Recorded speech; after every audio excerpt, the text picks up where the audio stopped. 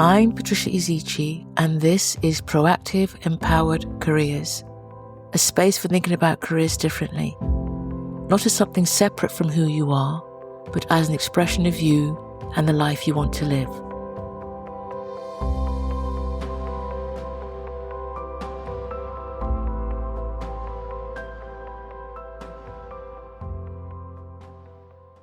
Hello everyone and welcome back. In the last episode, we talked about adaptation, the ways we adjust ourselves so that we can function in the environments that we live and work inside. And sometimes we do that consciously, and other times we do that without even noticing. We also explored that adaptation isn't unusual. In fact, it's one of the reasons that we as human beings are able to function in the complex systems that we live and work in our workplaces and institutions, in families, in professional cultures, even in wider society. All of these systems involve expectations, and all of these systems also involve norms. Norms and signals about what behavior is allowed, is rewarded, or is discouraged. And in response to those signals, we adapt. We learn how to operate inside those systems by adjusting our tone, our behavior, and sometimes even our way of thinking. And for a time, sometimes even a long time, that works. And as I shared in the last episode, that adaptation is intelligent because it's protective, and in some situations it's even necessary for survival. The problem is that over time something else can happen. As we adapt and mold and change ourselves, we slowly begin to lose a sense of who we really are. Not all at once, but gradually through all those small changes we're continuously making to fit into those systems. And because it happens so slowly, it doesn't feel when it's happening like we're losing ourselves. It feels just like this is life.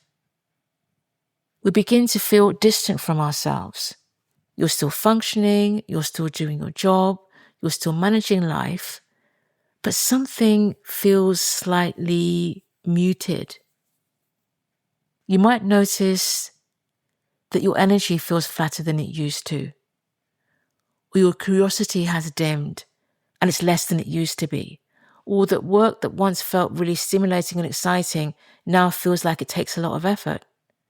Conversations that once felt natural now start to feel like you have to monitor what you say before you say it. And because nothing has collapsed externally, nothing's changed dramatically outside of yourself, so we begin to interpret this internally. We assume that maybe we're just tired, or that this adaptation is about being an adult. It's what it means to be adult. Or we suddenly think we've lost our motivation. But very often something else is happening. What we're experiencing is the accumulated effect of all of that adapting. We've adapted so much and so often that we've actually lost track of who we really are. I like to think of it as like a slow leak that you didn't notice at first. And it's just drip, drip, a drip here and a drip there. And over time, everything that water's pooling in starts to feel heavier. And then all of a sudden the ceiling caves in. Or an even better analogy, I think, thinking about this, is like if you think of constantly sanding down the edges of ourselves to fit into these new boxes we're trying to fit into, until we've been sanding ourselves down so much there's nothing left of the original shape of who we were. So when we adapt continuously to environments that don't fully reflect who we are, we start operating slightly out of our natural center. And after a while, that distance from who we are and who we really feel we are can feel like losing ourselves. But here's the really interesting part about all this. The real you, the self, hasn't gone anywhere, hasn't usually disappeared. It's just been quiet or turned down so much that we can't hear it. Or it's been edited or redirected or redacted. And we notice that redaction or editing in small, unexpected moments and ways. When we're suddenly in an environment that feels different, or in a different conversation, or in a different kind of project, and suddenly everything feels different, something's changed. We feel animated, we're more curious, we feel more like ourselves. Ideas are coming naturally and we're able to share them freely and easily. Our energy comes back. We're speaking freely. And when we experience that, it can be quite surprising, because it's then that we suddenly are reminded of something. Because when we feel more like ourselves, when there's more alignment between who we are and how we're living and how we're showing up, everything feels different. Our energy changes. Things feel easier and more natural. Not because everything is suddenly perfect, but because we're not working against ourselves anymore. We're not trying to be somebody else. We're not trying to be who we're not. We're not trying to be two different people at the same time. And there's been a lot of research that explores this. If you look at the work of Carl Rogers and Edward Deci in particular, they've shown that when people are more aligned with themselves, their energy does increase, their stress reduces considerably, and they perform better. And what's happening when this happens isn't reinvention, it's just a recognition of who we are. We're recognizing ourselves again. And those original signals and information about our real identity are becoming visible to us again. They're not hidden under those layers and layers of adaptation. So what we've been exploring here in the last episode is actually a very well-observed pattern in human development. When people spend long periods of time adapting to roles or environments, their identity becomes organized around those roles. It gets wrapped up in it. Sometimes psychologists describe this as role identity. You become the reliable one because the environment requires that. You become the expert. You become the fixer. You become the leader, the quiet contributor, the one who holds things together. And those roles in and of themselves are not wrong or false because they may be real parts of you. The issue is that over time, they might start to dominate, and the rest of you that makes you you becomes quieter. And this dominant, louder role that you've inhabited to survive in your environments, you might begin to feel that they are who you actually are. And they begin to define how you experience and think about yourself. This is the crucial thing. You feel like you've become the job. And sometimes it goes a step further. Sometimes what's happening is that you've spent so long being who you think you need to be, you've lost touch with who you actually are. You've learned how to perform competence, professionalism, strength, success even. But somewhere underneath all that, there can be a real strain in trying to hold all of that together. The version of you that doesn't really fit versus the version of you that you're performing. Because part of you is working to maintain that version. Another part of you knows it doesn't fully fit. And that strain has a cost. And it becomes a real role identity trap. You start to forget that you're even adapting at all. The adaptations stop feeling like parts that you've inhabited or adopted just for survival or as a way of getting by or even as a way of getting on, and start feeling like they're really you. You start to experience these adaptations as your whole identity, not just a part of your identity, until something happens that interrupts that pattern. And that interruption can be surprisingly small. A conversation that feels easy and congruent, a piece of work that genuinely interests you, a space where you don't have to monitor yourself and be careful about what you're going to say, a place where your thinking feels free and is flowing again and you're happy to show what you're thinking and share what you're thinking. And you notice and experience this contrast because you feel different. You feel more like yourself. And recognizing that can be both relieving and unsettling. Relieving because it reconnects us with parts of ourselves that we felt we'd lost, and unsettling because it raises a whole set of new questions. It doesn't just make you question the environment, it makes you question the version of yourself you've had to become inside those environments. And those questions matter, especially when who you've become and who you are very, very far apart. And the reasons these questions matter is because they begin shifting that internal narrative that you might have been having. Instead of assuming something inside you is wrong or broken, you begin noticing the relationship between your identity and the environments you're in.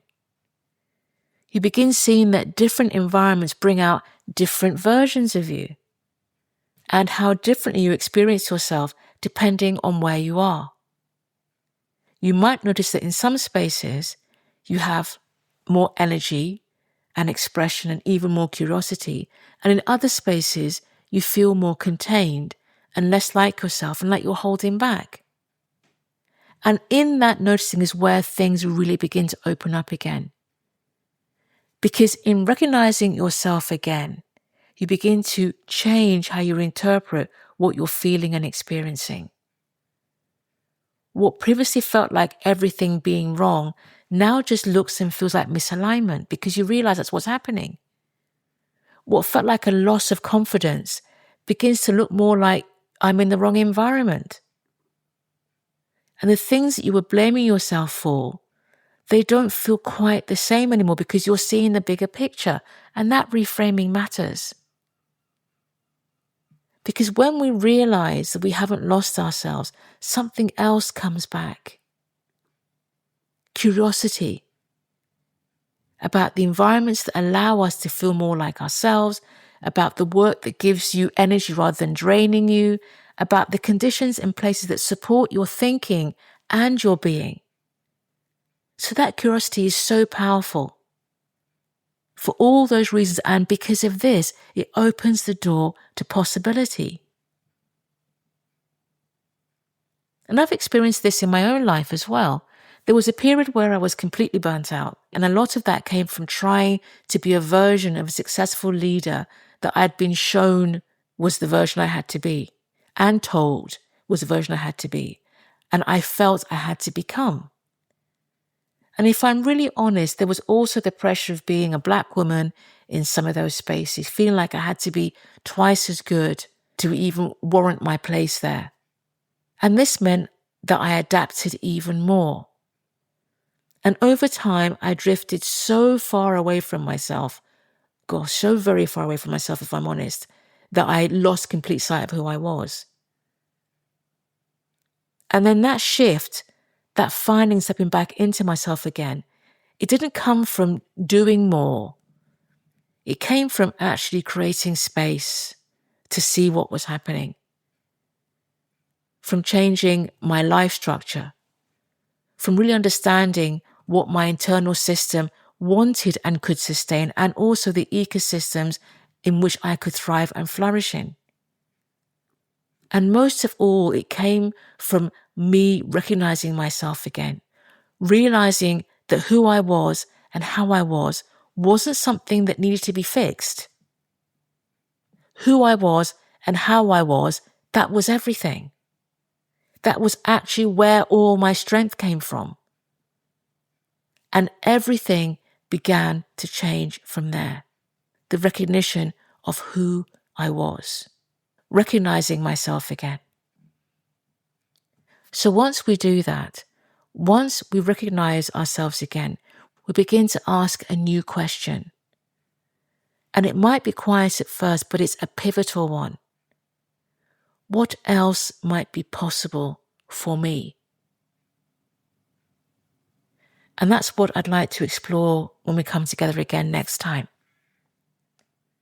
So for now, if you're listening and what we've talked about today has resonated with you, you might want to notice a few things this week. Where do you feel most like yourself? What does your thinking feel relaxed? Where does your curiosity show up naturally? And where do you feel energized rather than depleted? As you notice these things, do that not to analyze or to make decisions, just to notice. Because sometimes recognizing yourself again, that's the first signal that something in your life may be ready to evolve or change. So until next time, take the very best care of yourselves. Bye for now. This has been Proactive Empowered Careers. If today's episode resonated, follow or subscribe to the podcast so you don't miss what comes next. And if this podcast is supporting you, leaving a short review helps others find these conversations. And remember, your career isn't separate from who you are. It's an expression of you and the life you want to live.